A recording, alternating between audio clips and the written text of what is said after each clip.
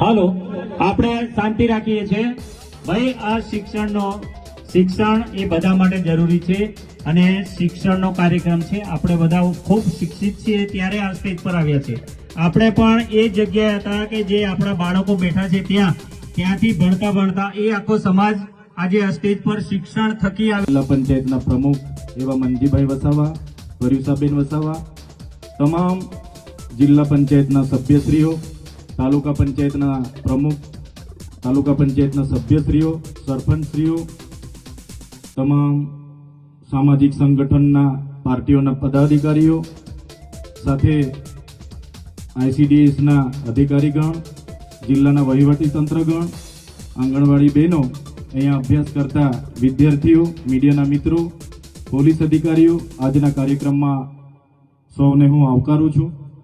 જે પ્રકારે આપણા વિસ્તારમાં શિક્ષણની જે ભૂખ હતી અને એ ભૂખ આ વિસ્તારમાં એકલવ્ય રેસિડેન્શિયલ મોડેલ શાળા ચાલુ હતી, ઘણા વર્ષોથી સાગબારા ખાતે ITIના મકાનમાં હતી અને સરકારને પણ બધાને પોતપોતાની જગ્યાએથી બધાએ પ્રયાસો કર્યા, રજૂઆતો કરી અને સરકારશ્રીએ ખૂબ સરસ માળખું સંકુલ અહીંયા આપણને બનાવી આપ્યું છે.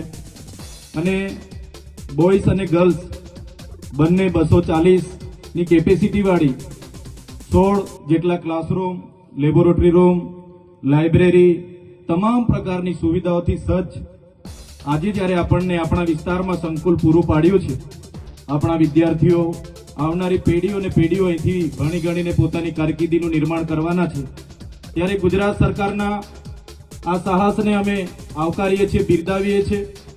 સાથે સાથે આપણી મધ્યે આજના આ પ્રસંગે ખુદ આદિજાતિના મિનિસ્ટર સાહેબ, મંત્રી સાહેબ ઉપસ્થિત છે, ત્યારે એમને પણ આપણે આવકારીએ છીએ.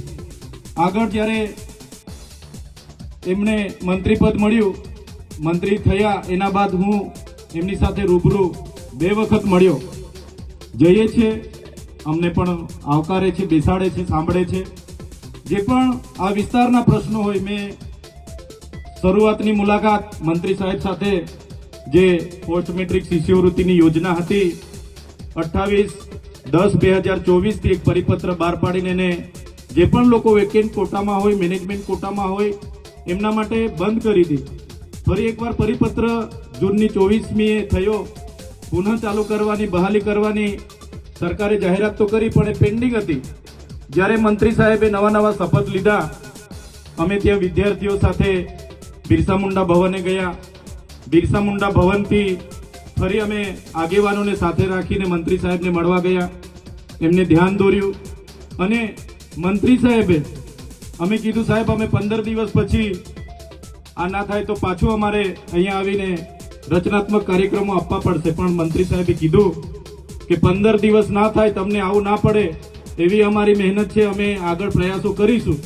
અને એમણે 15 દિવસ પહેલા જ એમણે પ્રેસ વાર્તા કરીને મોટી રકમ એવી 460 કરોડ આપણા બાળકોની શિષ્યવૃત્તિ બંધ કરી. ત્યારે એ નિર્ણય અમે લીધો.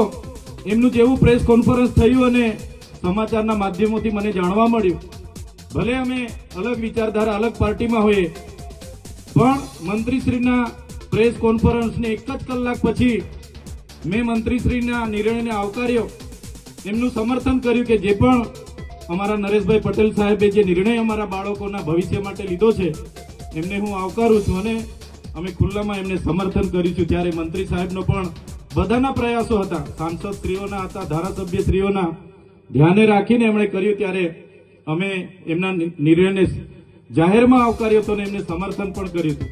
બીજા 3-4 મુદ્દે પણ અમે એમને બીજી વાર પણ મળ્યા હતા. સાહેબને તે પણ યાદ છે કે બીજી વાર પણ અમે મળ્યા હતા. સાહેબ સાથે આપણા વિસ્તારના બાળકોના ફૂડ બિલની પણ અમે ચર્ચા કરી હતી કે આશ્રમ શાળામાં ભણતા બાળકોને ફૂડ બિલમાં 2100 રૂપિયા મળે છે, પર ડેના 70 રૂપિયા મળે છે. તો બાળકો ખૂબ સારી રીતે ભણે, એની થાળીમાં પણ પૌષ્ટિક આહાર હોય, એ બાબતની અમે એમની સાથે ત્યારે પણ ચર્ચા કરી હતી. ખોટા જાતિના પ્રમાણપત્ર જે બીજા જ્ઞાતિના લોકોને આપવામાં આવે છે, અમે તે દિવસે મંત્રી સાહેબની સાથે બેસીને એની પણ પરામર્શ કર્યો હતો કે સાહેબ આમાં વિશ્લેષણ સમિતિ આગળ તપાસ કરતી નથી, હવે તમે છો, તમારા પર અમે અપેક્ષા લઈને બેઠા છે. તમારે એ ખોટા જાતિના પ્રમાણપત્ર લઈને જે પણ લોકો જે પણ કક્ષાએ હશે, નોકરીમાં હશે કે શિક્ષણમાં હશે, એવા લોકોને આપણે વિશ્લેષણ કમિટી દ્વારા શોધવા પડશે અને એ જે એમને જાહેર કરવા પડશે. એ પણ અમારી વાત હતી. જે 40% માર્ક્સ ફરજિયાત લેખિતમાં લાવવાના એવી જે હમણાં ગૌણ સેવા પસંદગી મંડળે નિયમ બહાર પાડ્યો છે, ત્યારે આદિવાસી સમાજને આર્ટિકલ 330-332 અંતર્ગત જે શૈક્ષણિક અનામત મળી છે, ત્યારે એ અનામતની બેઠકો 40% માર્ક્સ ફરજિયાત લાવશો તો જ નંબર લાગે એવી જે કન્ડિશન છે, એના લીધે કેટલાક સીટો આપણી ખાલી રહી છે. તો સાહેબશ્રીને અમે એનું પણ ધ્યાન દોર્યું હતું અને એમાં પણ આવનારા દિવસોમાં અપેક્ષા રાખીએ છીએ કે એમાં પણ ગુજરાત સરકાર આપણા મંત્રીશ્રી રસ દાખવીને આગળ તજવીજ કરે. માન્ય મંત્રી સાહેબો, તમે બેઠા છો, સાંસદ સાહેબ પણ છે. સાહેબ, આટલો મોટો મારા વિસ્તારમાં કાર્યક્રમ છે. કલેક્ટર સાહેબ, પ્રાંત સાહેબ અને પ્રાયોજનાજી, શર્માજી, હું અહીંનો ધારાસભ્ય છું ભાઈ. મને કેમ કોઈ ફોન બી નહીં કર્યો, પત્રિકા નહીં, જાણ નહીં, ખુલાસો કરો. હું ધારાસભ્ય છું ભાઈ. આ મારું અપમાન નથી, મારી જનતાનું અપમાન છે. આ મારું અપમાન નથી. મને કોઈ કાર્યક્રમનો મોહતાજ નથી. મને પત્રિકામાં નામ આવે, મારી તકતીમાં નામ આવે તો જ ચૈતર વસાવા આવે એવું નથી. ચૈતર વસાવા નામ માટે હું નથી આવતો. મારા જનતાના, મારા સરપંચે કીધું કે આટલો મોટો કાર્યક્રમ છે શિક્ષણનો, સાહેબ તમારે આવવું પડશે, એટલે મેં આવ્યો છું. અને કલેક્ટર સાહેબ, તમારી જવાબદારી છે. તમે વહીવટ છો, તમે મને ફોન કરીને જણાવો ને કાર્યક્રમ છે. મંત્રી સાહેબ ગાંધીનગરથી આવે છે, કઈ તકલીફ છે અમારાથી તમને? પ્રાયોજનાજી, શર્માજી, તકલીફ છે આપતો તો કેમ ભાઈ તમે અમને જાણ નથી કરતા? કેમ આમંત્રણ નથી આપતા? તમારું વહીવટી તંત્ર, હું ધંધા કરે છે ને બધું ખબર છે. હમણાં મોદી સાહેબ આવ્યા હતા, ખર્ચો થાય ભાઈ, 8-10 કરોડ રૂપિયાનો ખર્ચો થાય. તમે દેવ મોગરામાં ડેકોરેશન માટે કલેક્ટર સાહેબ 16 કરોડ રૂપિયાનો અમારા આદિજાતિ બજેટમાં ખર્ચો પાડ્યો છે. તમે ત્યાં મોદી સાહેબના મંડપના સ્ટેજ માટે 15 કરોડના ખર્ચા કર્યા છે. ટોયલેટ, મોબાઈલ ટોયલેટ માટે 2,40,000નો, 2 કરોડ ને 40 લાખના તમે ખર્ચા પાડ્યા છે. નાસ્તા માટે 2 કરોડ ખર્ચા પાડ્યા છે. તમે ડોમ માટે 2 કરોડ ખર્ચા પાડ્યા, ચા માટે 2 કરોડ ખર્ચા પાડ્યા, બસ માટે 2 કરોડ ને 71 લાખ રૂપિયાનો ખર્ચો પાડ્યો. કેમ? અમે સવાલ પૂછીએ એટલે તમને નડીએ છે? તમારા મનમાં ધુમાડો હોય તો કાઢી નાખજો ભાઈ. બરાબર છે, આ જનતાના ટેક્સના પગારે આપણે બધા છે. આ જનતાના ટેક્સનો પગાર મને પણ મળે છે, તમને પણ.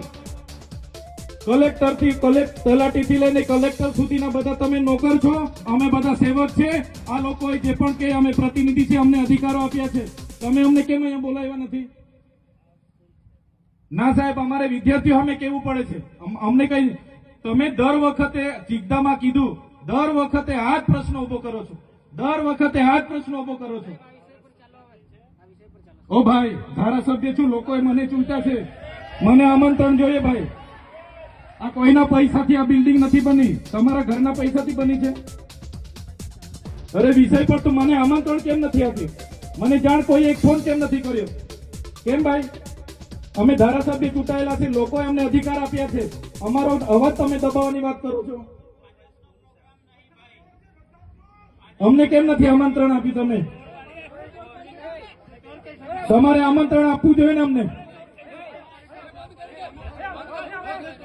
ઓ ભાઈ, બંધ કરી દેવાડો, મારા અધિકાર છે ભાઈ. તમે આવો, બંધ કરી દે એટલે, બંધ કરી દે એટલે આમંત્રણ કેમ નથી? બંધ કરી દે એટલે, બંધ કરી દો એટલે, બંધ કરી દો એટલે આમંત્રણ આપવું જોઈએ ને તમારે.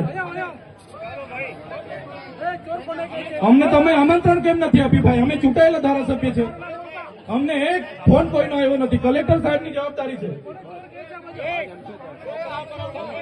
આ કોઈના કમલમના પૈસાથી આ બિલ્ડિંગ નથી બન્યું ભાઈ. કોઈ તો પછી પણ સાહેબ, અમે તમારી રિસ્પેક્ટ કરીએ છીએ અને દરેક સરકારના કાર્યક્રમમાં હું હાજર રહું છું.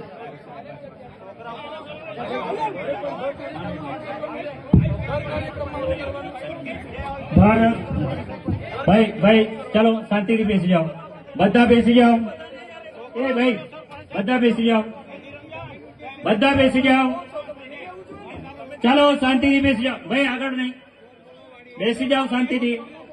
વૈષ્ણવજન તો તેને કહીએ જે પીડ પરાઈ જાનાને રે